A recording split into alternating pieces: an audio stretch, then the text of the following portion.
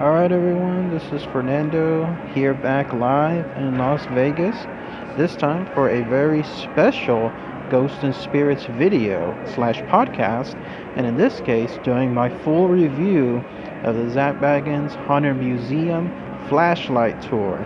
Yes, this is the one that I was talking about a couple of weeks back, a little bit actually a couple of months back when it started at Halloween of last year, and it was something that where he has a very special, almost VIP type tour just for a select number of people. In other words, you have to purchase these separate from any of the other tickets that he normally offers on the museum.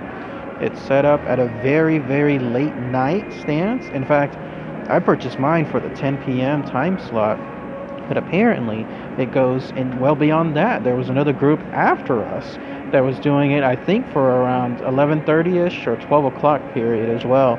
So you can see it goes way into the night slash the next morning. But yes, I was able to finally come on this very special tour that involves you being able to actually go and have free reign throughout the entire museum. How awesome is that? That's something that I've been dreaming about for the longest time, ever since I was able to start this brand new entry. Several times that I've gone into the museum itself. In fact, this marked the sixth time that I was at the museum, and that was something that ended off in a bang, especially with what happened later on after the museum tour or the VIP, the flash tour, the flashlight tour finished afterwards. More on that here in a minute. In fact, I'll give you a little spoiler. I got to meet Zach. I got to meet Zach himself right after the museum tour finished. Be sure to stay at the end of this video to hear all the information associated with it, including the fun little adventure, quote unquote, that I had there after the museum tour finished. But yes, I was finally able to go on this experience. I promised everyone that as soon as I did, then I would give a dedicated video here showcasing all the information associated with it. Really great stuff. I jotted a lot of stuff down here on a notepad specifically for this venture, for this video. So sit back and relax. I'm going to pretty much walk you through the entire process from start to finish. And then again, stay towards the end of the video because you'll be able to hear about my experience there at the museum and then meeting Zach himself. Not just once, but twice. And that was really, really unexpected, but really awesome stuff. So yes, first off, the beginning. So when you go to the tour, it's a pretty expensive tour, but it's well worth it in my opinion. It's 90 minutes long. You get 45 minutes each, half of the house itself. You're split into small groups, and it is, again, almost like select because it's not cheap. It's $200, so not everyone is going to be paying these kind of prices for these type of tours. I would say this is probably the best tour yet, mainly because someone that's paying $200, they're going to be fans. They're going to be people that are into the paranormal, into ghosts and spirits. In other words, they're not the regular tourists that are probably going to be, oh, this is fake. No, this is crazy. This is dumb. That kind of stuff that you sometimes run into other tours. You know, the ones that buy the cheap tickets and then expect the world from it. No, here in this case, you're going to have the dedicated fans. They're going to be there, and they're going to be there to enjoy the experience. And that's what I found out there too. Pretty much in my group, everyone there seemed to be a fan. They were a fan of the show. They knew about Zach. They knew about the show, about the experiences there. It was really neat stuff. So that's good news. That's one of the best parts, one of the best highlights of the actual tour itself. It's being able to meet other like-minded people there and know that nobody there is going to ruin the actual experience. So you got to show up there at a specific time. In my case, again, mine was 10 o'clock p.m. And then when I went in, you have to show up at least 15 minutes early. There are several disclaimers that are here and there that state that if you show up late, then you will not be let entry. Interestingly enough, there was a small group of about 4 guys that showed up late, like around, I think, 5-10 minutes or so, that they still were let in. So I'm guessing it was easier for the museum to just let them in than go through the hassle of not doing so. But either way, though, do not take that chance.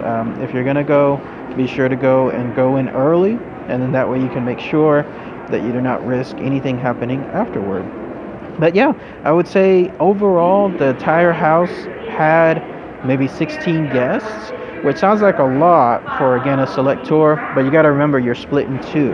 So I would say there were about 8 people for each group, 8 people in my group, 8 people in the other group, and it was good. By the way, if you're hearing some noise in the background, it's because I'm doing this at the Las Vegas International Airport. I'm doing this while I'm waiting for one of my flights to start.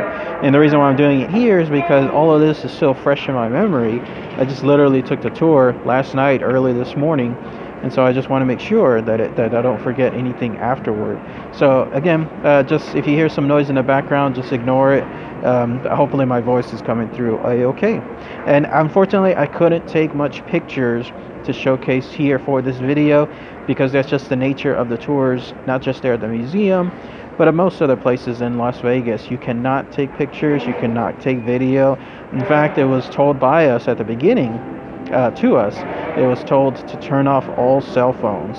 So you're kind of out of luck. If you're trying to sneak anything in, ain't gonna happen. I was able to take a few pictures that you'll see here and throughout the podcast / video.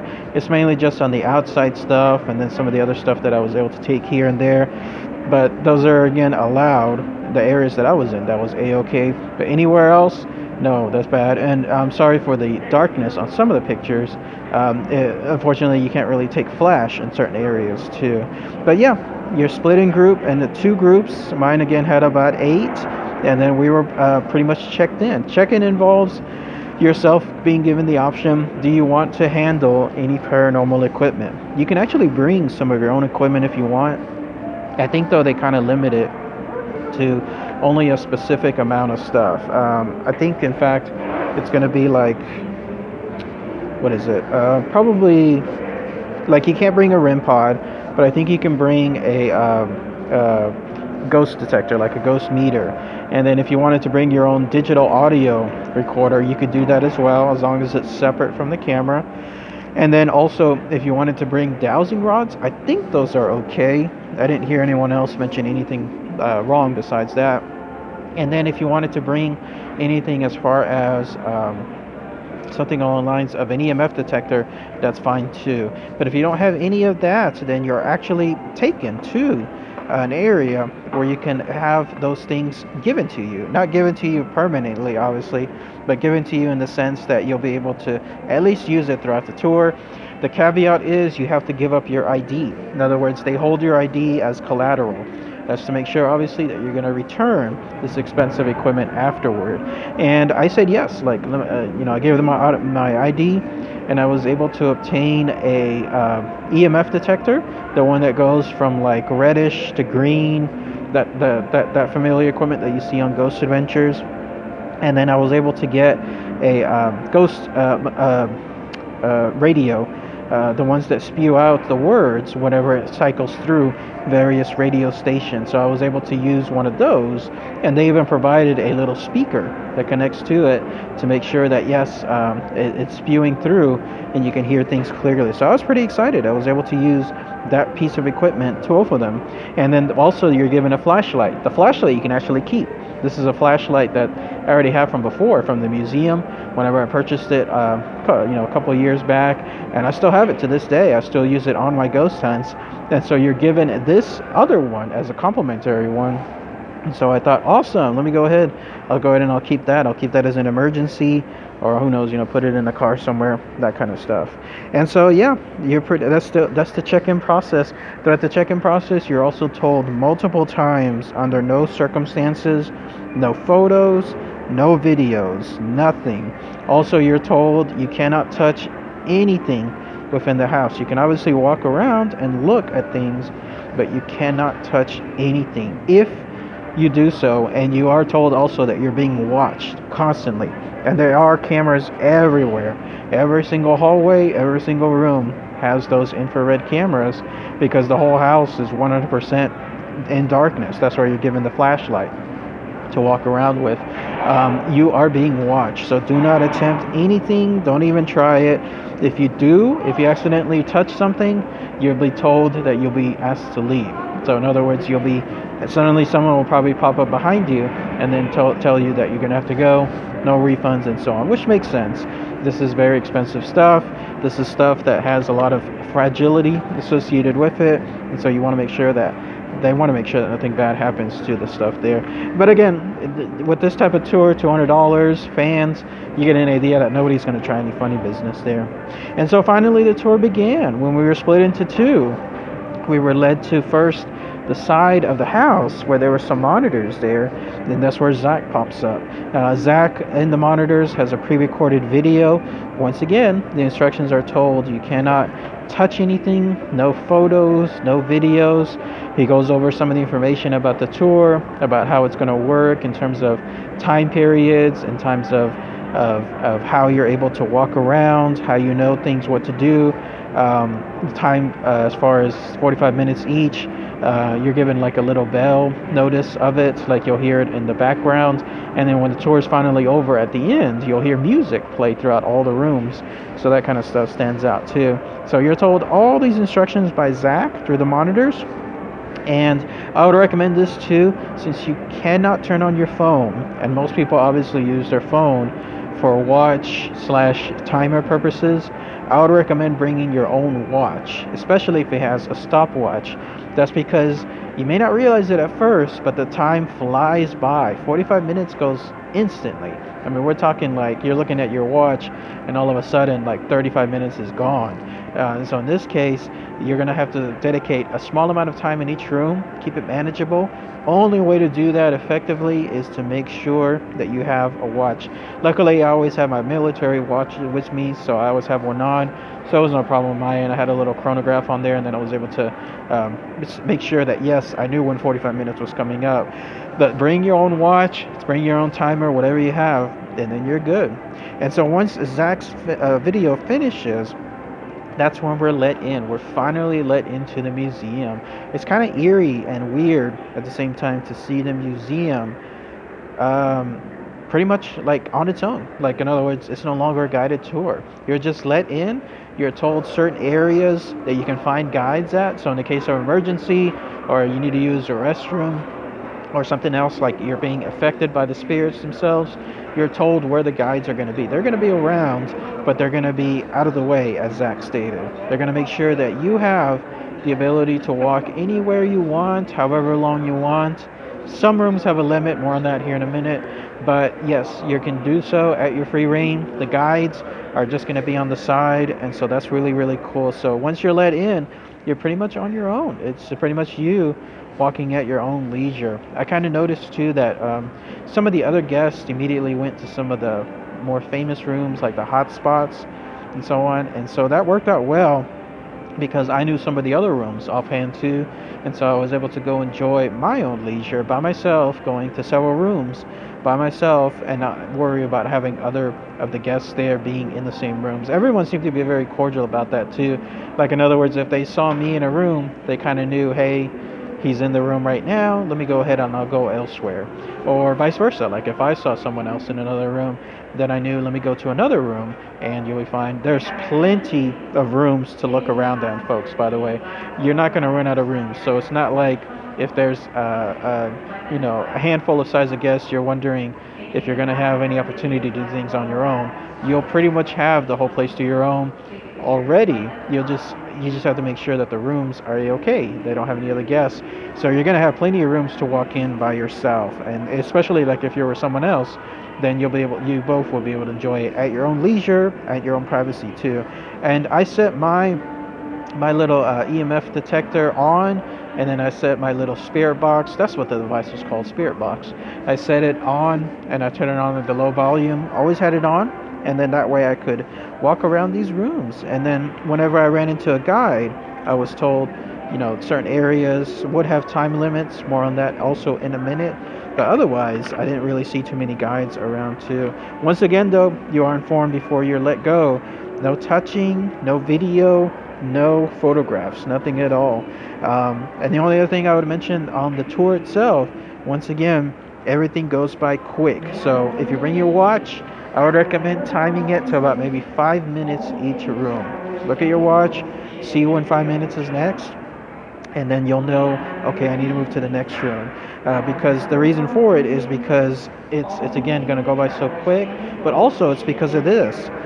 This was a strange little twist, a strange little phenomenon. So all the other 5 times that I was there at the museum, I thought the place was huge, like absolutely humongous. This is because we were on guided tours. We were specifically in certain rooms for certain time periods. Then we went to another room, and so on and so on. There are a total of 30 plus rooms in there. And when you're on a guided tour where you're forced to be in certain areas at certain times, it makes it seem much larger. Here, though, because I have complete free reign and I can hop between one room to another at my own quick pace, whatever I wanted to do, all of a sudden I got a sense just how small the actual place was.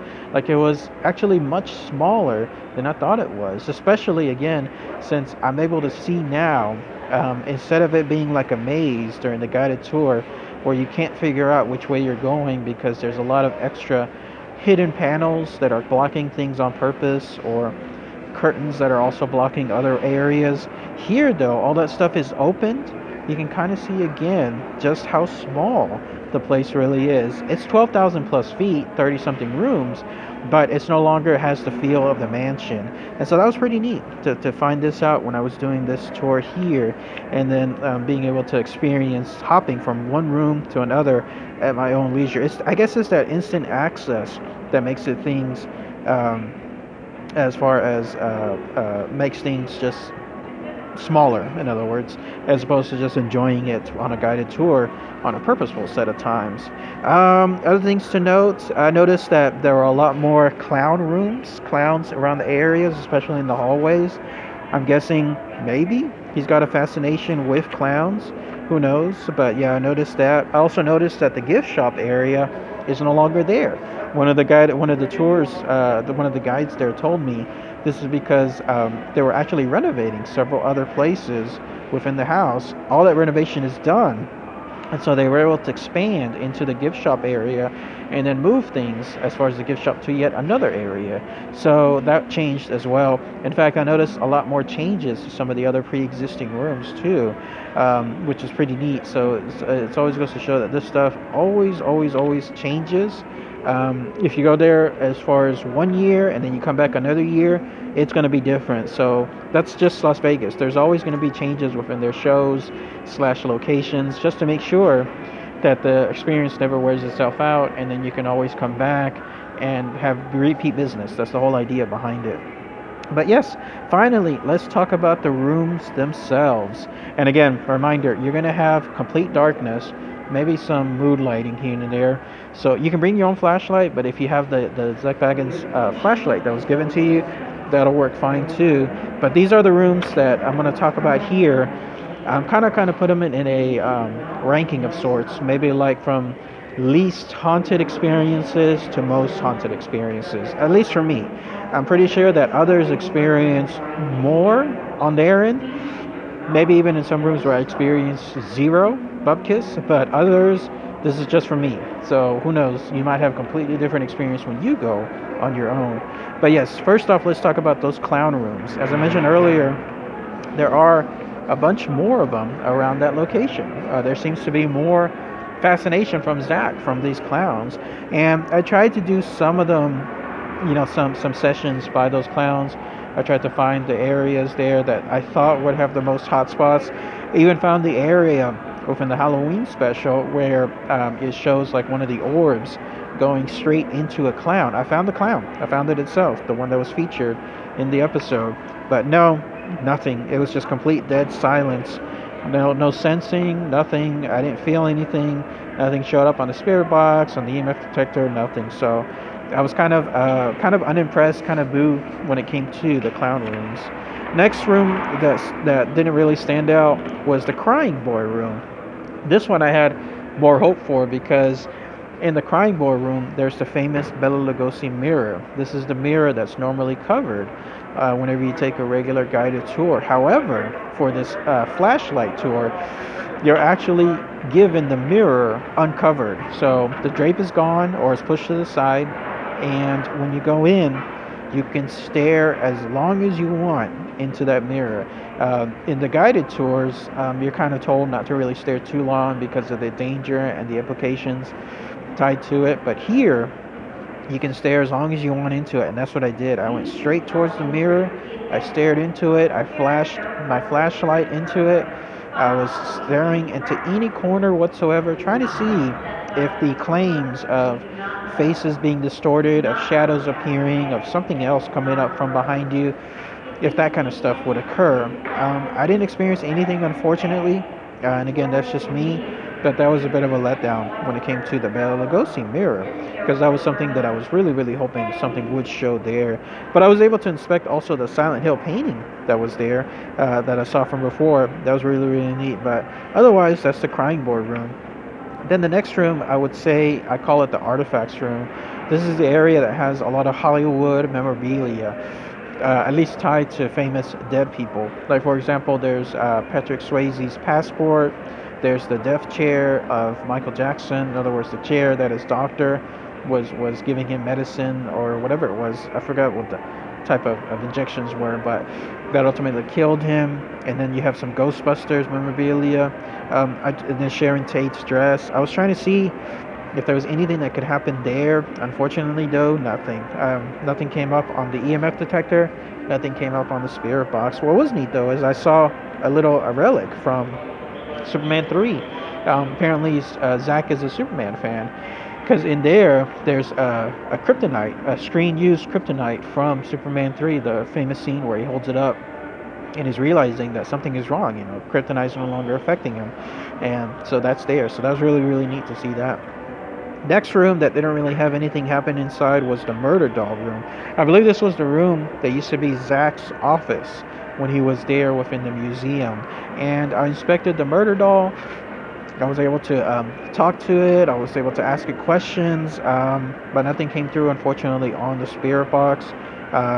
Nothing happened within the room itself. So again, this one was a 0.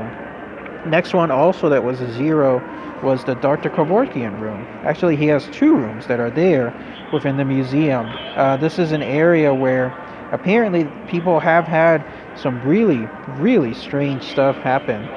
In fact, they show a famous video there that loops consistently of a woman who fainted within the room itself. Like, she dropped dead almost. Like, not dead, but in other words, just stone cold fainted within one of the rooms of Dr. Kavorkian. And then when she woke up, she was screaming as if something was in front of her that shouldn't be there.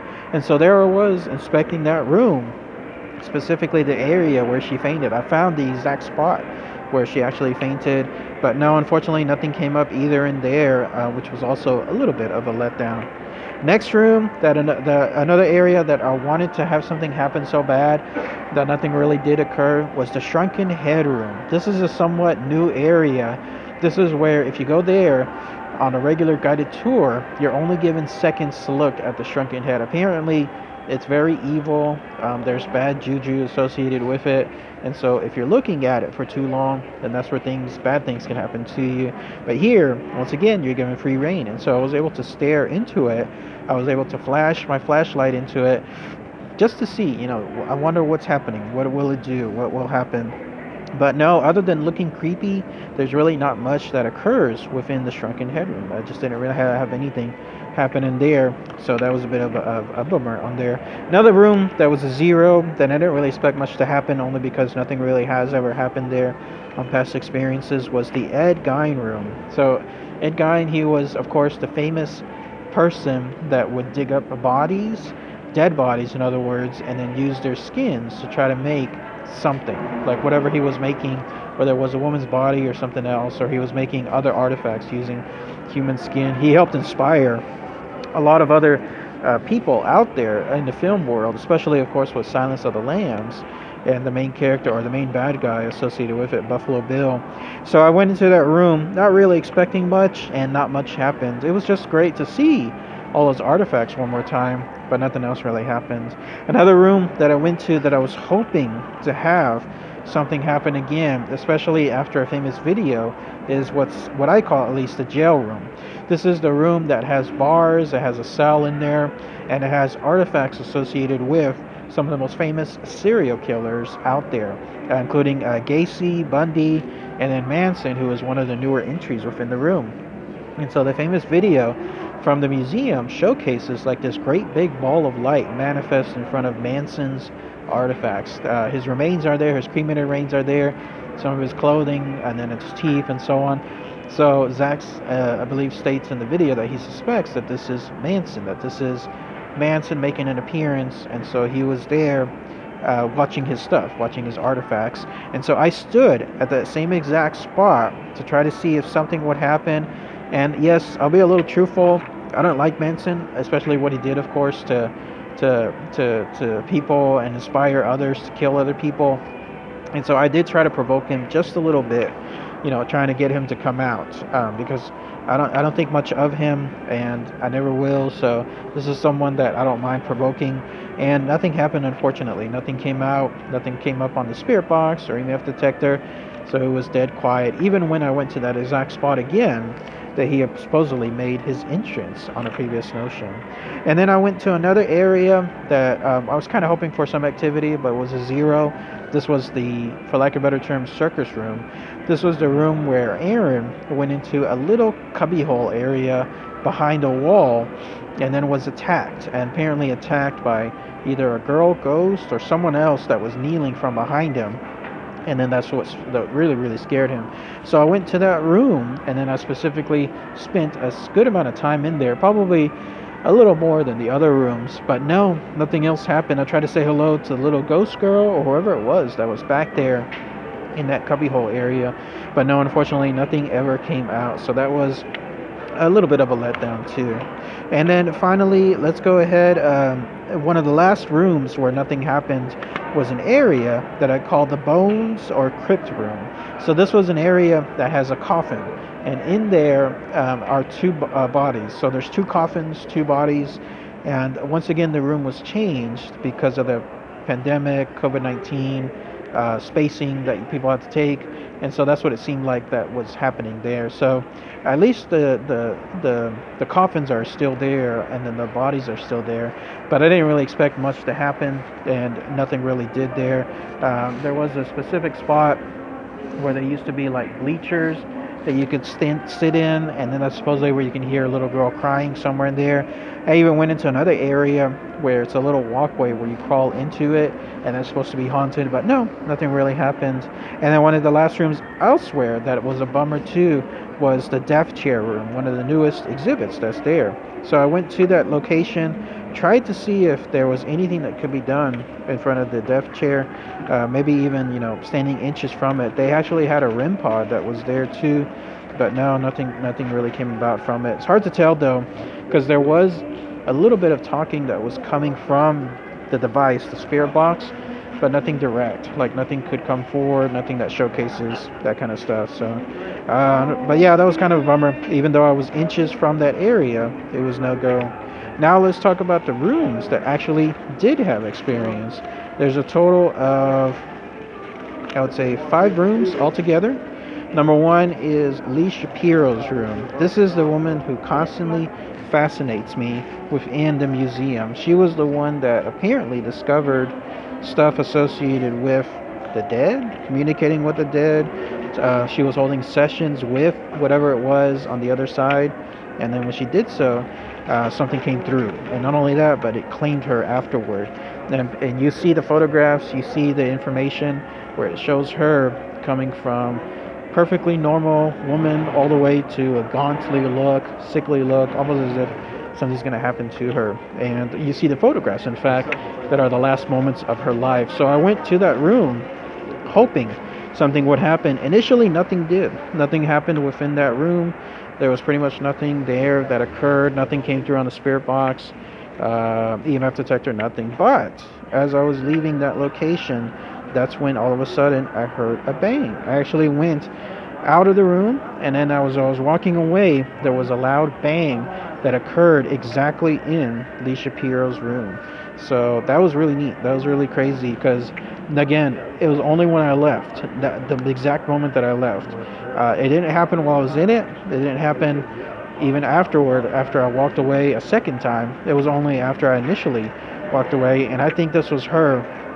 She was trying to say something else within the room itself, but otherwise, that really stood out. So I was glad to at least capture something along those lines in terms of an experience with Lee Shapiro.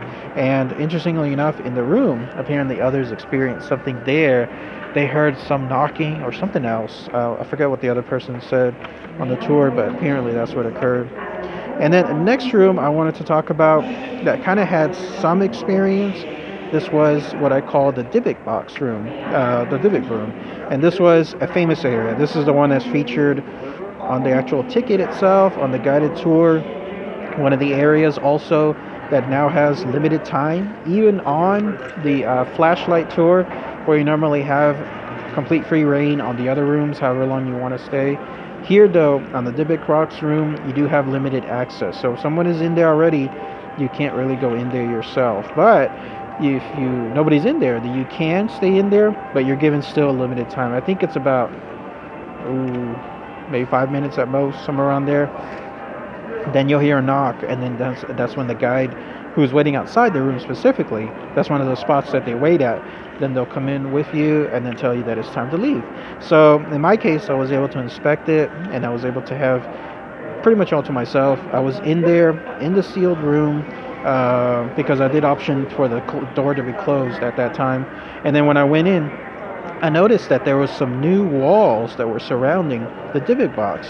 So apparently, the guide said that ZAK noted that there was far more encounters that was happening in the Divik Box Room, and so when that happened, he set up these walls. These walls had, I don't know, some strange markings to it. They looked, well, they're probably Hebrew, but they looked like something else. I can't quite tell exactly what it was. Someone else that visits the tour might be able to direct what that is and then let me know. But yeah, when I went in, I did notice this. My EMF detector did go off. It did go off within the room, and when it happened, it went off strong. It went all the way to the maximum setting. And so when I was looking around trying to duplicate it, I was never really able to do so. However, there was an area nearby the camera where it also went off too. So what I'm hoping is it wasn't a false notion, a false alarm, in other words. I'm hoping that when I went in and their initial EMF detector went off like moments after I first went in, that this wasn't something else that was setting it off electronically. And so these steel walls that were there, they cover the entire area, the entire Divik box. No chance for you to get close to it anymore. My guess is it was also done because the original glass display case, it was pretty heavy to lift up, but it's probably pretty easy to just push aside. And so I'm guessing that something might have occurred elsewhere because of it. But yeah, I also heard this. There was some undiscernible talking that was going on from the spirit box itself. I don't know. I couldn't get any direct words to come out, like questions, answers, stuff that was understandable. Instead, I just kept hearing gibberish that was coming out from there. And so I don't know if it was something that was trying to communicate from the spirit box or from the Divik box itself. But if it was trying to, but I just couldn't understand it. So it's kind of hard to say. There was some activity in this room, but it's kind of hard to say that what it was exactly. But I didn't have much time, though, to go over it because, again, this was one of the few limited areas, and I was only in there a couple minutes, and then that's when I heard the knock, and then that's when I had to get out. But yes, I didn't feel anything else, like a heavy presence or anything like that within the Divik Box Room, but it definitely does live up to its reputation. So there was some activity happening there. Next room that I had some great activity in, this was quite nice. This was the Demon House room. This was a room where they have a REM pod that's there. If you don't know what a REM pod is, it's a device. It looks circular. It's got some antenna to it. It's got some lights on there too, some bulbs. These go off along with a noise whenever something comes across it. And so there I was holding a little session, trying to have this thing communicate whatever is infesting this demon house room. And then all of a sudden, the REM pod went off. It actually went off. It went off, and it went off for 30 seconds, at least half a minute, somewhere around there. One of the lights going off, And then there was the alarm from one of the bells, from one of the whistles that the REM pod has. This was really, really exciting stuff because the REM pods, they don't go off on their own. It takes a lot for something to come across it and then be able to have something set it off. And it was not my equipment because, again, my phone was off. And then also the spirit box and the EMF detectors don't do anything like that. They don't set things off. And so I was excited. I was able to actually have something within the demon house communicate through me or through the device to me and then have that stuff there. And I was the only one there again within the room. So it was not like anybody else was setting it off. Whatever it was that was in there was directly trying to communicate with me exactly for that experience. So that was really, really fun stuff. So good stuff. If you're going there to that flashlight tour, highly recommend the Demon House room. You'll have the opportunity to have something happen there.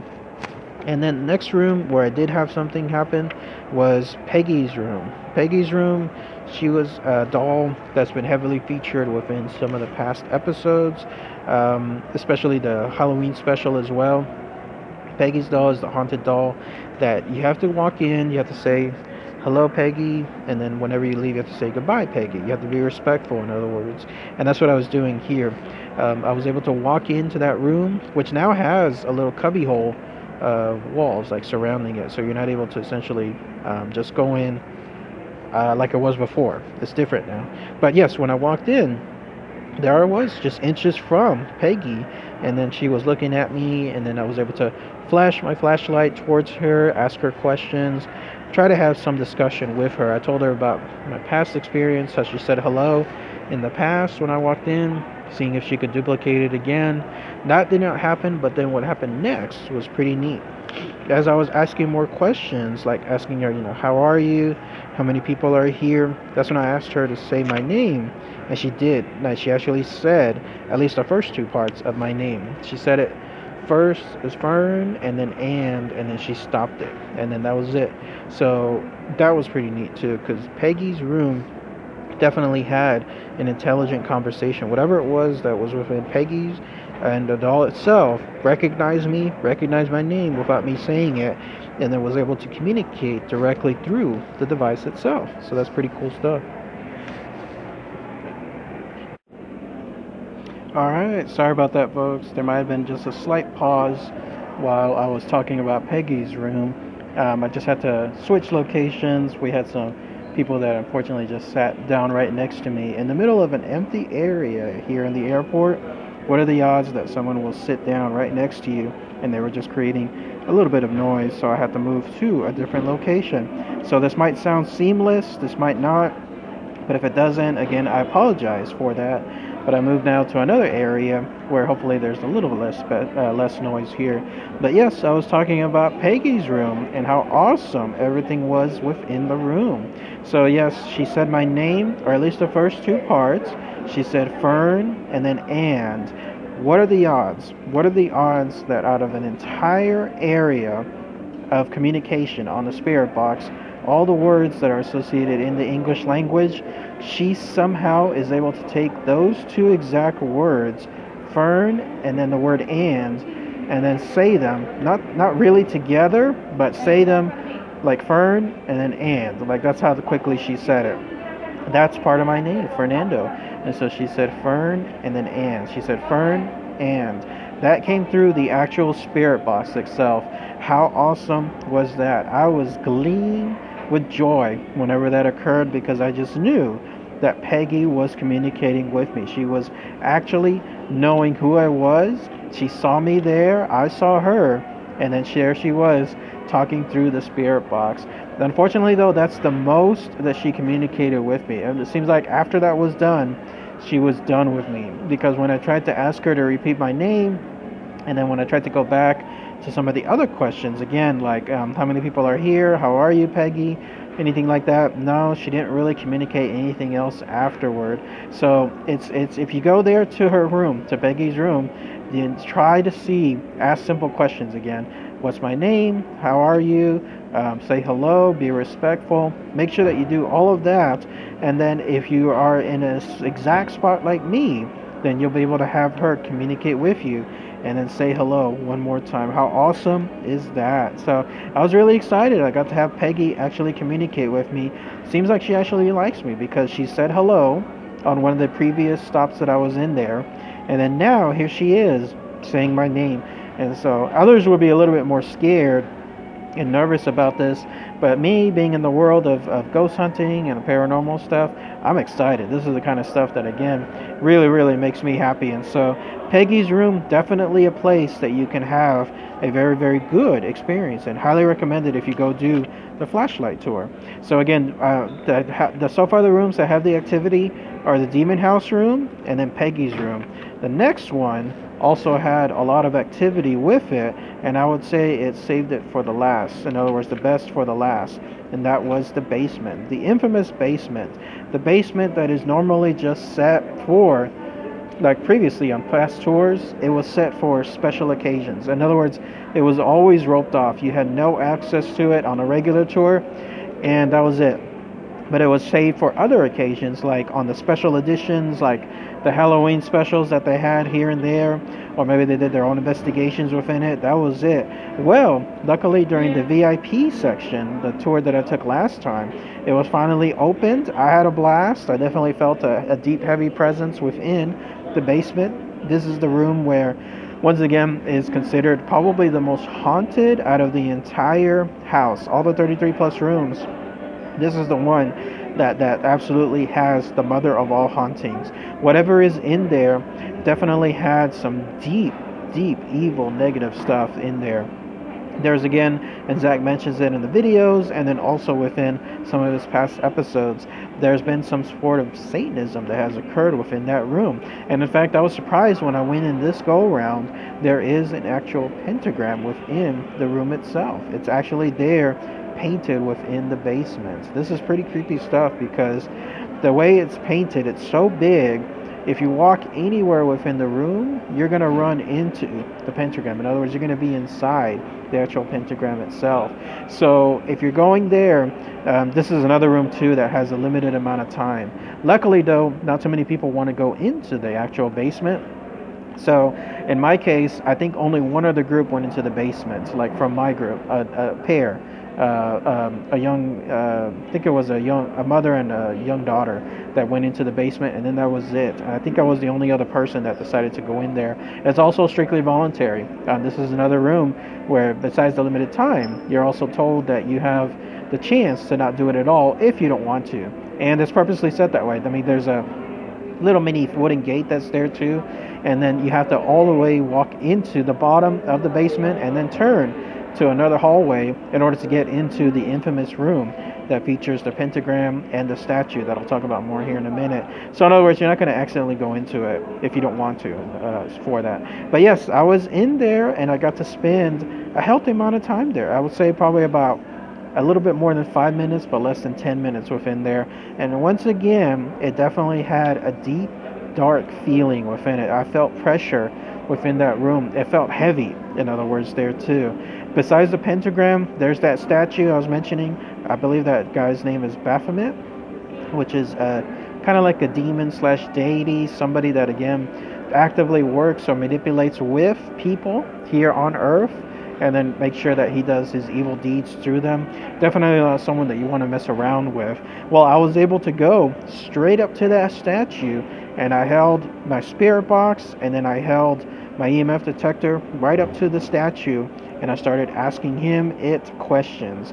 I wanted to see, once again, if there was anything that could happen there within the room that has been shown in the past episodes. Like there's that infamous episode, the Halloween one, where something apparently bum rushed ZAK, like something like an orb or something else came straight towards ZAK, and then when that happened, I mean, he almost got walloped because of it. And so I started asking him questions.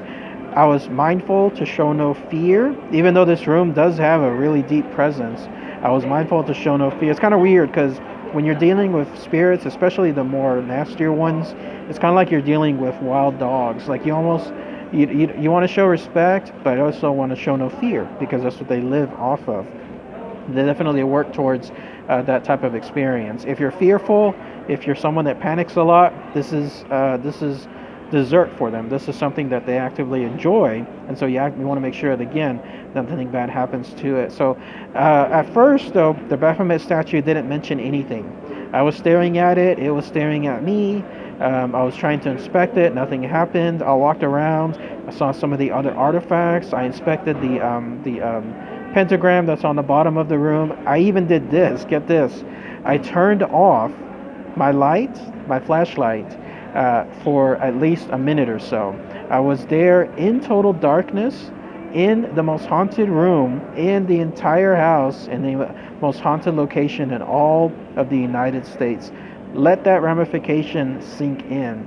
This is the epicenter. This is the apex of all hauntings, which is this room right here, this basement. And there I was by myself in that room in total, complete, pitch black darkness. Can you believe that? There I was within that room with this statue in the middle of the pentagram, whatever was happening, and I was there. Luckily, again, I don't really show any fear when it comes to this stuff. And for that reason, it just doesn't really scare me. I'm more fascinated by this stuff. This is the kind of stuff where this is me, trying to make sure that something happens, to document it and then showcase it here. Then, when I turned on my flashlight and I started asking Baphomet some more questions, this is where things took a whole other level. Remember, I was mentioning in Peggy's room, Peggy said my name, right? Or at least the first two parts. She said Fern, and that's her saying my name. Well, in here, as I was asking questions, out of the blue, something came out very clear, very distinct. It came out through the spirit box, and it was obviously being directed at me. This is what it said. It said, "Leave." Like, that's how it said it. It said it in almost a forced, not a whisper, but a forced, strained voice. Like, it said it something along those lines. It said, "Leave." That's what it said. It said it through the actual spirit box. How crazy is that? My eyes must have widened to a large set of bulbs whenever that happened, because that was the type of reaction that I was expecting and hoping for when it came to this stuff, when it came to spirit box and when it came to communications with some of the spirits there. Whatever was in the basement itself, it was telling me to leave. I was the only one in the room. It was clearly not happy that I was there, and I would have been the only person that it was directing that command to. It was telling me to leave. And so immediately, not even giving a second thought, I decided, okay, let me get out of here. And then that's when I left. I didn't run or anything. I just simply decided, let me just leave, because that's what it was telling me to. You can't get more direct than that, than one simple word. And that was the only time it really communicated with me. And it said, "Leave." That's what it said. And so when I was walking out of the basement, that's when I met the tour guide again. Because again, that's one of the areas that the tour guide's at, and they make sure that that's where they can time it and make sure that you're not staying too long, and that if you want to go in and so on. That's when I told her about what happened, and I told her that the Baphomet statue had told me to leave. Tour guide said that was probably a very smart thing to do, because whenever you have such a command, again, from such a type of entity, you want to make sure, again, that you follow it. I was actually really tempted, I won't lie, I was actually really tempted to try to go back into the basement just one more time, to try to go back into that area and then see if there was any more type of communication from whatever it was that was down there. But yeah, you get that gut feeling, hey, you get that stance in you that says, you know what, don't push your luck, right? You don't want something bad to happen that could never be overturned afterward. That's what I was feeling, and so I decided, let me go ahead and let me just leave and then not go back in. I even told the tour guide that how tempted I was to try to go back in and do it once more, but then now I told her, you know what, let me listen to my gut.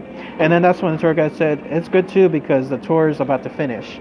And that's when I looked at my watch and I realized, oh yeah, it was just coming up on the 90-minute mark. Again, I highly recommend, bring a watch, bring a stopwatch, whatever you have, and then that way you'll be able to make sure you know your time period.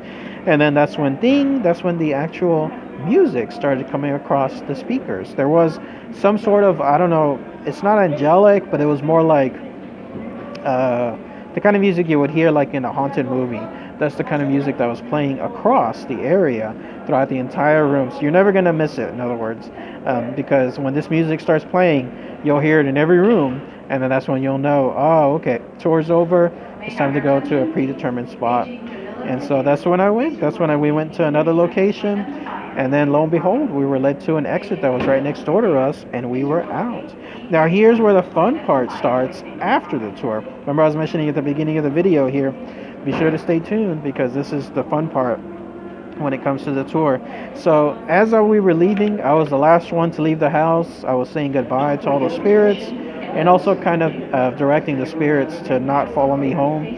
That's an important thing to say too. Whenever you're at a ghost investigation, whether it's a haunted location, a building, an area, anything like a cemetery, anything along those lines, you want to make sure that you tell the ghosts, do not follow me home. You stay where you belong here. I respect you, that kind of stuff. And so that's what I was doing. And so when I was the last one to go, and as I left, that's when I was handed my equipment. Like I know it was my ID back. When I gave back the equipment, I noticed that I felt that sensation. I felt that sensation that somebody was looking at me. Somebody was looking at me from behind. And so when I got my ID, I turned, and guess who it was? It was Zach. It was actually Zach. Zach Bagans was there at the museum, at the exit area where the tour finished. In fact, he was there with a lovely young woman, a blonde lady. If I had to guess, that was his girlfriend, because the way they were standing close to each other, holding hands. So definitely, they were involved with each other. And so there he was. And then he was just nonchalantly just standing on the side, purposely on the side, making sure, probably trying not to get noticed, but at the same time, not necessarily like being, that far away from other places, because he was trying to get into the building itself. And so I did a quick double take, and then I kept looking just to see, because it's hard these days, right? People have masks on. He had a hat on as well. He had his glasses. So I had to say, in my mind initially, I thought, golly, that guy looks like Zach. And then that's when it hit me. It said, oh, it is him. It is Zach. And so this was all happening within like a second or two at most. That's when he saw me, and then that's when he gave like a quick nod. And then that's when I immediately said, great tour, Zach. I loved it. Gave him a big thumbs up too as well. And then that's when he said, oh, thanks, man. I really appreciate it. And then that's when he walked himself and his lovely young girl with him straight into the actual museum. And then that was it. That was at least the first encounter that I had with Zach. How awesome was that? All these other times, all these other 5 times that I've been at the museum, hoping that I'll run into Zach. And all those previously times, being told, oh, I'm so sorry, Zach is currently filming at another location, which, I don't know. I think he is filming, but I also think that it's like a little false thing that they say there whenever he truly is there, so that way he can, start working whatever he's doing at the museum and, have it be done in peace and make sure that no one else is bothering him, that kind of stuff. And so here, all those 5 times I had missed him. Either he was there or he wasn't. And now all of a sudden, there he was. There was Zach, exactly like it looks like from the TV. He had on the black hat. He had on the black rimmed glasses. He had on these black clothes as well, like a black jacket on as well. There he was within my vicinity, just a few feet away from me. It's funny because, again, I think back on it, you get that sensation, right? Where somebody is watching you from behind. It's that unmistakable sensation that who's looking at me? And then you turn around, and then there he was. There he was looking at me. I wonder what he was thinking, too. I wonder what he was thinking when he saw me. Because I'm glad he saw me, whatever I was doing before, because at that time, whenever the lady was giving me my ID back for the equipment, I was thanking her. I was saying really nice things. And, I'm sure that others could have been, like jerks to her and probably just didn't think of her much. But I always think of a lot about these Las Vegas workers, especially with everything that they're going through, both through the pandemic and then also with the recent, shooting that happened a couple of years back, everything that's happened there in Las Vegas. And so I'm always really thankful to the workers. And so I was doing that. I imagine he must have been a little bit impressed by how nice I was to in this case the young worker that was there. And so that's when I turned around again. There he was looking right at me, And then that's when I said, again, great tour. I loved it, Zach. Gave him a big thumbs up. And then that's when he said, thanks, I appreciate it so much. And then he walked in. Great, great stuff. Finally got to meet him. How about that? What a great way to end as far as that tour. But the tour wasn't over yet. Get this. This is where the after party began, or the after fun party began. So apparently here in Las Vegas, whenever you go, you normally expect a taxi or an Uber or a Lyft to be easily available, right? You expect them to be available within minutes at most, because there's always going to be a huge surplus of these riders and taxis, and then they'll always be available to order and so on. I've never had any issue coming through the past 5 times, now 6 times, there at the ZAK Bagans Museum. But as I tried to order my usual Lyft, that's when I noticed that there were no Lyft cars around. There were none. Nothing showed up on my map. Nothing was registering whenever the Lyft app kept trying to find anybody else in order to do something. In other words, ping some of the other nearby cars that are around the area that I'm trying to be picked up. Nothing. And so what initially became an estimated 15-minute wait then went into 30 minutes, then went into 45 minutes, then went to an hour, then went into 2 hours, and can you believe it? It went up to a total of 3 almost hours that I was waiting for somebody to pick me up. And I was trying everything. I was trying Lyft, I was trying Uber, and I was even doing the 800 taxis to try to find something as far as them being able to pick me up. And apparently, as I was finding out, the pandemic, along with unemployment benefits, this is directly from another driver that told me there in Lyft, has caused a lot of their drivers to essentially stay at home. So in other words, they're not doing rides anymore. They're just, I guess, collecting unemployment from whatever that is, especially the maxed out unemployment that there is now. And apparently they're making more off of that as opposed to what they would get on their normal rides and their shares and so on. And so that's caused a complete, almost shortage of all the available rides that one would expect within Las Vegas. So Lyft, Uber, taxis, especially during the primetime periods of like Friday and Saturdays, as I was experiencing on my end. So what a way to go. So there I was, peacefully waiting outside the museum. There's a specific spot there too where you can wait that showcases an area like a bench where you can wait. And that's when as I was waiting, and again, the wait turned 30 minutes, 45, an hour and a half, and so on. Me trying several different options, trying to go through other areas. By the way, I want to commend also a great opportunity to say huge shout out to the wonderful security people that are there at the museum that Zach hires and houses or hires them, and then they basically watch the house there. And the reason for it is because they are absolutely amazing to ensure that there is safety and security for all of the guests that go through the tour. Even me, in my case, having to wait almost 3 hours for my initial ride, they were there all the time making sure that everything was going good for myself. They're making sure that nothing else happens to me, because unfortunately that area is a little bit of a sketchy area, especially at night.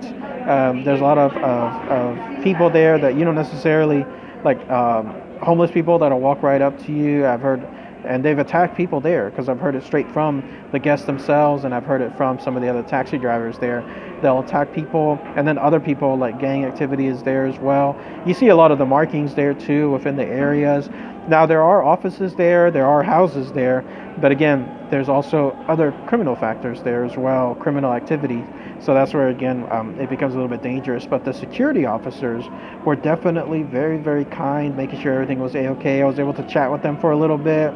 And then also, they're making sure if I wanted water, if I wanted soda, anything like that, because I think they also felt a little sorry for me because of the initial wait period. They knew just how bad the Uber, Lyft, taxi area situation is right now in Las Vegas. And so there they were just waiting with me. I mean, they're still working there. I mean, they pretty much work all night. That's their job. But they're making sure that I was taken care of while I was there. So huge shout out to the wonderful security officers there, making sure that everything was amazing. Also, I realized this. In the area that I was waiting at, it suddenly hit me. the car that I was staring at this whole time was a black BMW SUV, for lack of a better term. Like, it was not an SUV, but it's built like a very large SUV. And then that's when I realized, oh my goodness, this is Zach's car. This is his vehicle. Because when I was thinking back to the Ghost Adventures show, especially the special edition, you get to see him walk out of a large black BMW.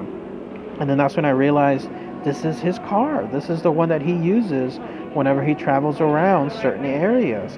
This is his car. And I'm sitting, of the way the bench is set up, I'm sitting feet away from it. And I was thinking to myself, what are the odds that I'll get to run into Zach again because of his car being there? Like, if he's leaving for that from that museum, then I'll find out in a minute. Sometime later on, I'll run into him again. And then, sure enough, as he left the museum, he actually went to the house next door. Now, for privacy's sake, and I mentioned it in the past in some of the other videos that I've chronicled on the ZAK Bagans Museum, I was highlighting what I thought that house was going to be. I thought it was going to be an Airbnb. Like, I thought it was going to be a location that he would have set up. People could probably stay there. There's multiple rooms, and so he'd probably charge multiple people on each night, good amount of money, and make some good profit from it.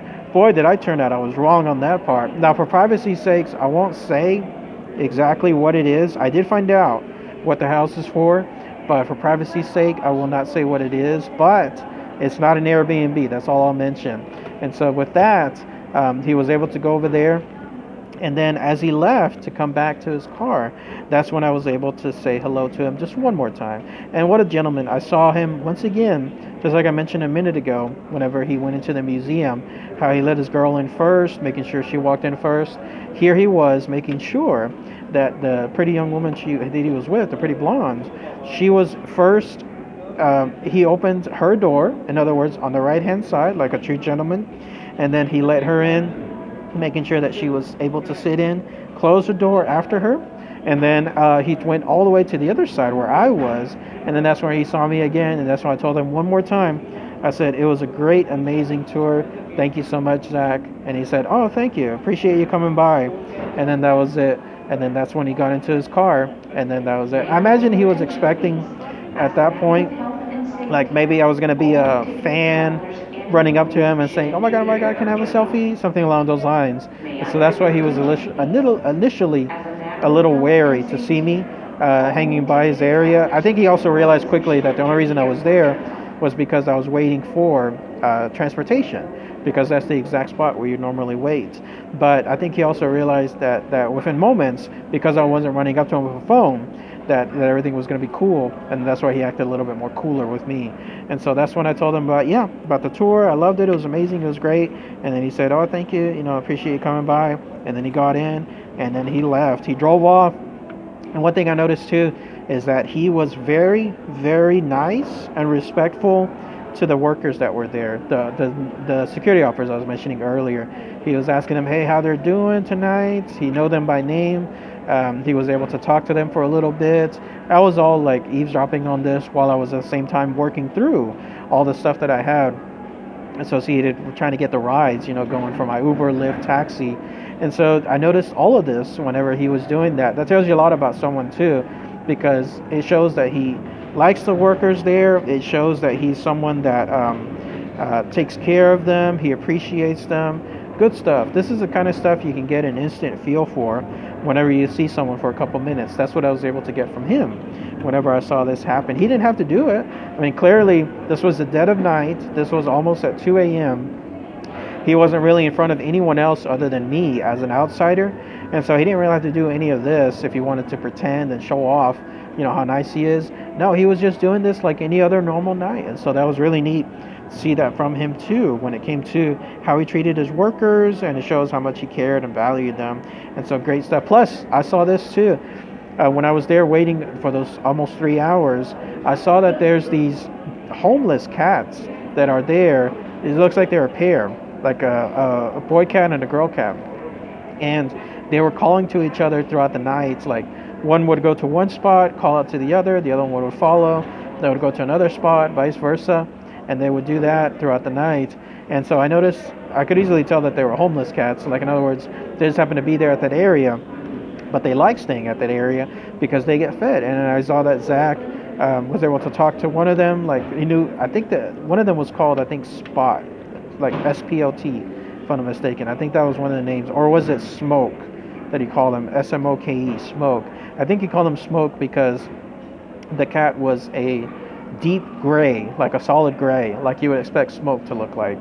And so I think that's what it was called. But yeah, I noticed that he was taking care of it and asked if anyone had fed the cats, like when it came to. It sounded like this was a routine. In other words, that he helps out with taking care of these homeless cats and then feeding them, making sure that they get fed with some food while they're outside waiting, just not having a home necessarily, but knowing that they have that spot to be able to go to and have that stuff happen. So great stuff. But yes, I was able to meet ZAK Bagans not just once, but twice there at his museum. After the museum tour ended, and then there I was waiting almost for 3 hours total for for my actual ride. So I had no idea any of this would happen. Number one, waiting on the ride itself, and then number two, meeting Zach not just once, but also meeting him twice. What a way to end my Las Vegas tour! What a way to end the actual flashlight tour there, because here I was again hoping all these times that I could meet him from before, and then here I have the chance to meet him twice and thank him twice, and then him having to say nice things about it too. Great stuff. And he didn't have to be nice again. He could have been a total jerk to me and just totally just avoided me or just looked the other way, that kind of stuff. But no, he made sure that everything was a-okay, not just for his workers, but also making sure that he thanked, appreciated me and so on. So that was really awesome stuff. So what do you guys think as far as the official flashlight tour there at the ZAK Bagans Haunted Museum? What do you guys think of my review here? Post it in the comments. Have you taken the tour as well? If so, let me know what your thoughts are on the tour. Let me know if you had similar hauntings in some of the rooms that I was at. Let me know if you had different hauntings as well. I'd love to hear if you had great experiences, if you had no experiences, and so on. Once again, I highly recommend the tour itself. It is phenomenal. It is one of the greatest tours I've been on, the flashlight tour. It's only on Fridays and Saturdays, and I think, I don't know 100%, but I think it might be on a limited basis. So I think they might be cutting it off later on. Who knows? But if it's still around and you have an opportunity, go check it out. Absolutely go check it out. And who knows, if you're lucky like me, you might actually have Zach show up right there at the end of the tour whenever he's inspecting things. In fact, one of the security officers was telling me that I was pretty lucky because he actually is away a lot filming. And so this was one of the few times that he was there just doing some stuff maintenance-wise and making sure that everything else is fine. And so he said that was pretty good that I was able to meet him at least twice on there. So great stuff. But yeah, again, flashlight tour, ZAK Bagans, highly recommended. Let me know what your experiences are. Let me know if you go later on. And as always, thank you everyone for your amazing continued support. I hope you enjoyed this special edition when it comes to my Ghosts and Spirits ZAK Bagans Flashlight Tour by Haunted Museum Review. Alright everybody, thanks again as always. Take care.